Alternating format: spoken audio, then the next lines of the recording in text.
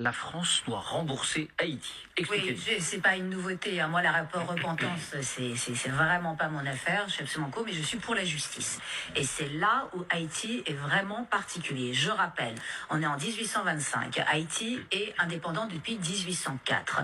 Charles X met la jeune République haïtienne devant un choix impossible, soit la guerre, soit le paiement d'une indemnité de 150 millions de francs or pour dédommager les anciens colons et en plus d'une assurance d'échanges commerciaux privilégiés avec la France.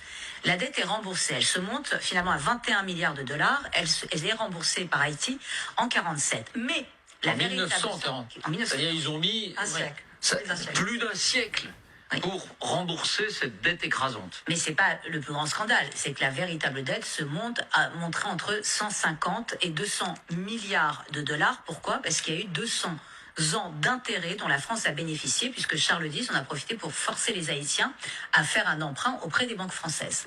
Ça s'appelle la double dette. Et c'est scandaleux. Et vous savez, l'histoire, je le répète, n'est ni gentille ni méchante, ni bonne ni mauvaise, elle est. Ce qu'on doit faire, nous, c'est la connaître, l'apprendre, la ressasser, faire ce qu'on appelle ce travail de mémoire pour ne pas oublier. Là, on parle d'un pays, le premier pays qui s'est décolonisé par les armes, là je vais parler de Toussaint Louverture qui est mon grand héros. Et là, tout d'un coup, on leur dit, en plus, tu t'es libéré, mais là, tu vas payer une injustice commise par des colons et tu vas les payer. C'est impossible. C'est ça, parce que les colons Là, français c'est devaient impossible. quitter le pays, Ah oui. donc Et c'est eux qui vous allez payer une certaine somme. Ils ont asservi les hommes et la terre. Et en plus, on les paye pour les remercier de ça. Donc, c'est pas possible. Donc, il faut la rembourser. Il faut voir les modalités.